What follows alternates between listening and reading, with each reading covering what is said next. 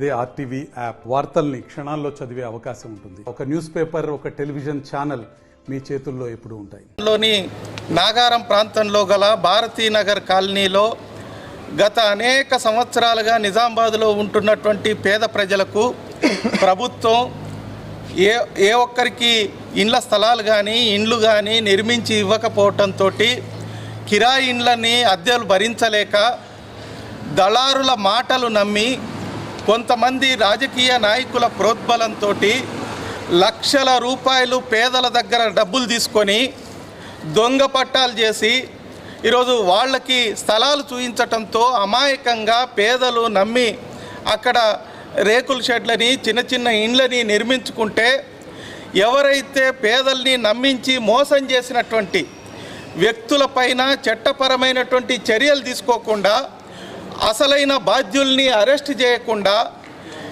పేదల యొక్క ఇండ్లని అర్ధరాత్రి వచ్చి కూల్చేయటం అంటే ఈ ప్రభుత్వం యొక్క మాటలకు చేతలకు ఎక్కడ పొంతన లేనటువంటి పరిస్థితి ఉన్నది.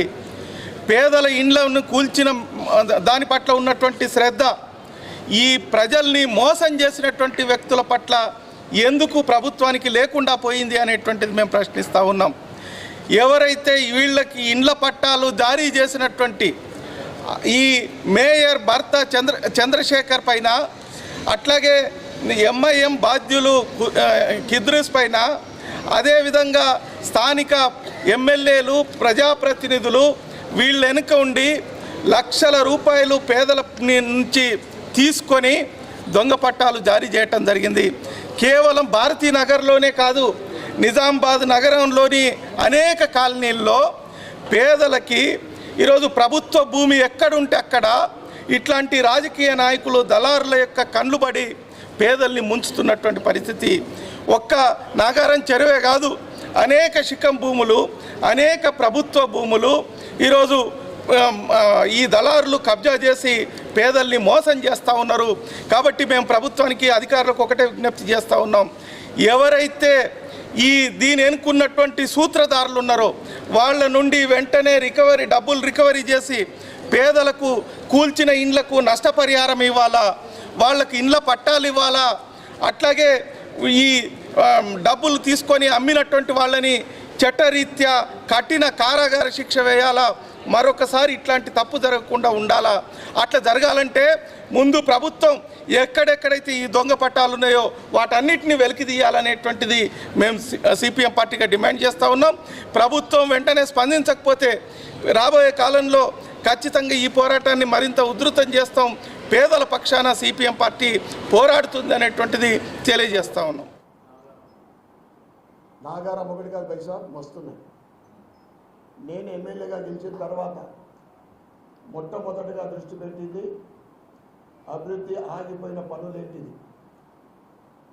ఇంటిగ్రేటెడ్ మార్కెట్లు కానీ, ఫ్లైఓవర్స్ కానీ, రోడ్ల పరిస్థితి, డ్రైనేజీలు, సర్కిళ్ళు, పార్కింగ్లు, వీటితో పాటు కబ్జాల విషయంపైన ప్రత్యేకమైన దృష్టి పెట్టిన. ఏదైతే నాగారంలో బొందం చెరువు కబ్జా ఏదైతే జరిగిందో అది కేవలము 10%. దీనికి మద్దతు ఇస్తున్నా. ఈ కబ్జాలు చేసి పాపం పేదలకు, మధ్యతరగతి వాళ్లకు చెరువులు కబ్జా చేసి, మొరం గుట్టలు చెదులు చేసి 60 గజాలు 100 గజాల జాగాలు అమ్ముతూ ఉన్నారు. గత ప్రజాప్రతినిధుల అండతోటి ఇప్పుడు కూడా కొద్దిమంది బీఆర్ఎస్ కాంగ్రెస్ ప్రజాప్రతినిధుల అండతోటి అధికారులు వారితో కలిసి వారికి కరెంట్ మీటర్ ఇప్పించడము, మున్సిపల్ ట్యాక్స్ సప్లై ఇప్పించడము, ఈ రకమైన అవినీతి